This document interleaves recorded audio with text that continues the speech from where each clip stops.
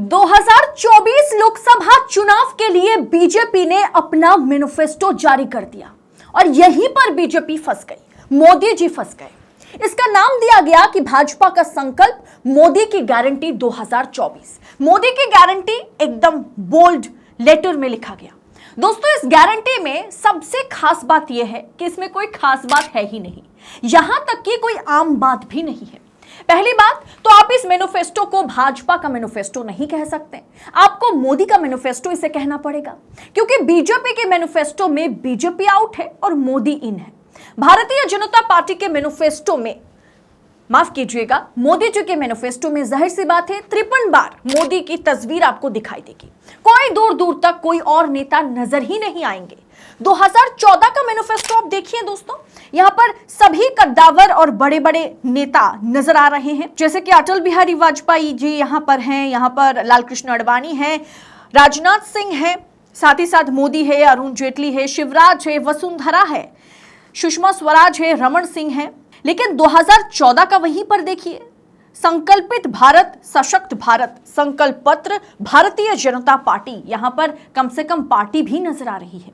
लेकिन 2024 में देखिए दोस्तों, यहां पर बस आपको मोदी की गारंटी दिखाई देगी।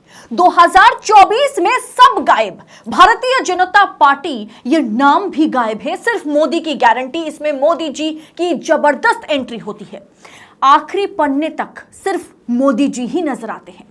इस मैनिफेस्टो में मोदी जी की छवि 53 बार छपी है, 53 टाइम्स, और श्यामा प्रसाद मुखर्जी, दीनदयाल उपाध्याय और अटल बिहारी जी की छवि आखिरी पन्ने में यानी लास्ट पेज पर पहुंच गई। दोस्तों, अगर आप मैनिफेस्टो को देखेंगे तो आपको जनता, देश, यहां तक कि पार्टी भी नजर नहीं आएगी, आपको सिर्फ और सिर्फ मोदी की गारंटी, मोदी मोदी मोदी मोदी मोदी नजर आएंगे। अब दोस्तों, अगला 5 साल आप मोदी जी को देंगे या नहीं देंगे, यह आपको मोदी जी का रिपोर्ट कार्ड देखकर तय करना होगा। बीजेपी ने नारा दिया, कोई ताकत मोदी जी को रोक नहीं सकती। अब उसी बीजेपी को मोदी ने गायब कर दिया। अगर मोदी जी तीसरी बार प्रधानमंत्री, थर्ड टाइम बन जाते हैं, तो पार्टी का नाम भी भारतीय हटा करके मोदी जनता पार्टी हो जाएगा या भारतीय मोदी पार्टी हो जाएगा। लेकिन सबसे पहले मोदी जी के 10 साल की रिपोर्ट कार्ड पर थोड़ा गौर कीजिए। इसे देखने के बाद आप खुद सोचने लग जाएंगे कि कैसे मोदी जी ने पिछले 10 सालों में देश की उन्नति की, सबका साथ, सबका विकास किया। विपक्ष दावा कर रहा है कि मोदी जी और भारतीय जनता पार्टी ने मिलकर के 10 सालों में जनता को बस पागल बनाया, उल्लू बनाया। सबका साथ, सबका विकास, सबका विश्वास वाला नारा अब खत्म हो चुका है। 13 सितंबर 2013 दिल्ली में बीजेपी दफ्तर में एक प्रेस कॉन्फ्रेंस होनी थी, जब राजनाथ सिंह बीजेपी के राष्ट्रीय अध्यक्ष हुआ करते थे। राजनाथ सिंह ने नरेंद्र मोदी को बीजेपी की ओर से प्रधानमंत्री पद का उम्मीदवार घोषित किया। मोदी ने नारा दिया, बहुत हुई महंगाई की मार, अब की बार मोदी सरकार, हम मोदी जी को लाने वाले हैं, अच्छे दिन आने वाले हैं, जैसे नारे गूंजने लगे। जनता कांग्रेस सरकार से नाराज थी। 2014 में लोकसभा चुनाव हुए तो बीजेपी ने 282 सीटों पर जीत हासिल की। 26 मई 2014 को नरेंद्र मोदी ने पहली बार प्रधानमंत्री पद की शपथ ली और वहीं से देश की बर्बादी की शुरुआत हो जाती है। देश बर्बाद होने लगता है, ऐसा विपक्ष दावा करता है। लेकिन यह दावा किस हद तक सही है, आपको आज उस रिपोर्ट कार्ड के जरिए पता चलेगा। 2019 में फिर से मोदी जी पीएम बनते हैं और 10 सालों में बहुत कुछ बदल जाता है। 2011 में भारत अमेरिका और चीन के बाद तीसरे नंबर पर था और आज भारत दुनिया के 6ठे नंबर वाला देश बन गया है। भारत के आगे जापान है, जर्मनी जैसे देश जो है वो निकल गए हैं। प्रधानमंत्री मोदी ने 2025 तक भारत की जीडीपी $5 ट्रिलियन तक पहुंचाने का टारगेट रखा था। अभी के हालात को देखते हुए यह टारगेट पूरा होना मुश्किल है। बिजनेस टुडे ने साफ शब्दों में रिपोर्ट किया कि difficult for India to reach 5 trillion GDP a year ahead of IMF 2027 projection. Modi ji जब सरकार बनाने चले थे तो उन्होंने हर साल 2 करोड़ नौकरी देने का वादा किया था, पर रिपोर्ट कहता है कि पिछले 10 सालों में मोदी सरकार ने सिर्फ 10 लाख ही नौकरियां दे पाई है। 20 करोड़ नौकरी का वादा 10 साल में, तो वो 20 करोड़ की जगह पर 10 लाख तक ही पहुंच पाया। बेरोजगारी दर बेतहाशा बढ़ रही है। मोदी सरकार दावा करी थी कि मोदी सरकार में विदेशी मुद्रा भंडार 2.5 गुना तक बढ़ा है। कारोबार करने और अपने मुद्रा को मजबूत बनाए रखने के लिए विदेशी मुद्रा भंडार जरूरी होता है। अभी देश में 45 लाख करोड़ रुपए से ज्यादा का विदेशी मुद्रा भंडार है, लेकिन हकीकत में बीते कुछ समय से इसमें लगातार गिरावट देखी जा रही है।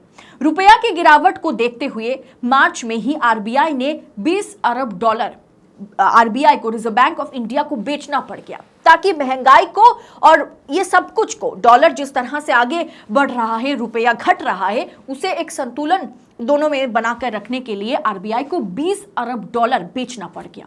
मोदी जी ने वादा किया था कि किसानों की आय दुगनी हो जाएगी, जबकि आय दुगनी तो दूर की बात, किसान अभी भी एमएसपी के लिए दर दर भटक रहे हैं।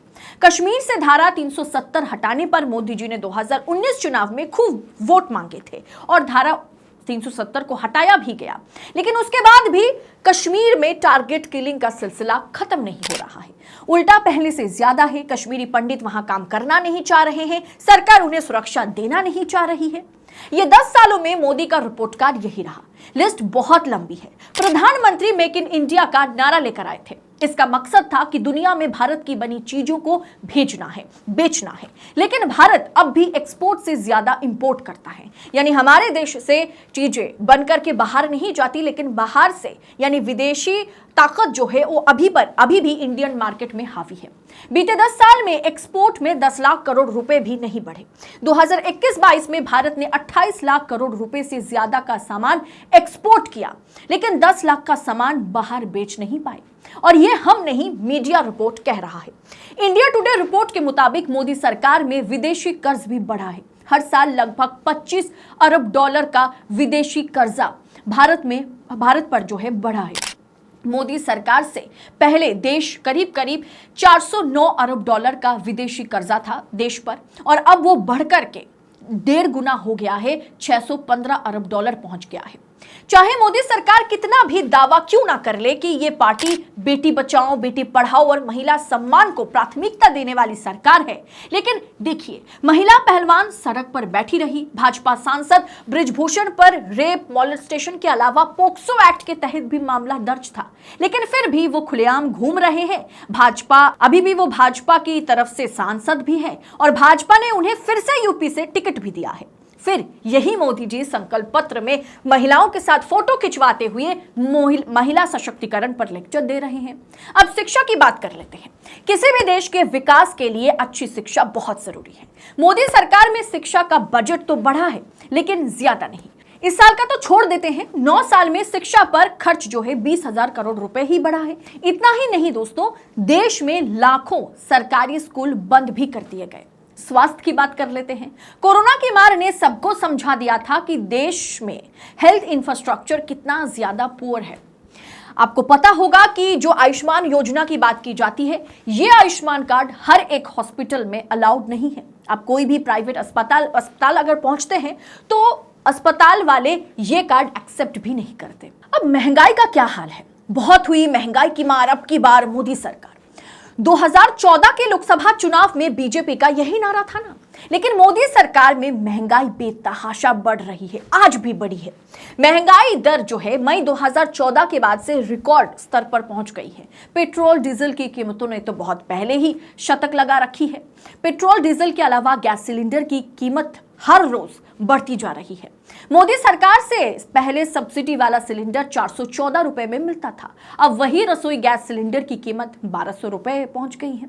10 साल में 1 किलो आटे की कीमत 48%, 1 किलो चावल की कीमत 31%, 1 लीटर दूध की कीमत 40% और 1 किलो नमक की कीमत 35% तक बढ़ी है।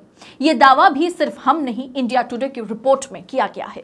यानी 10 साल में मोदी जी ने देश के लिए क्या किया? महंगाई, बेरोजगारी, शिक्षा, स्वास्थ्य और देश जो है गर्त में देश को डाला गया।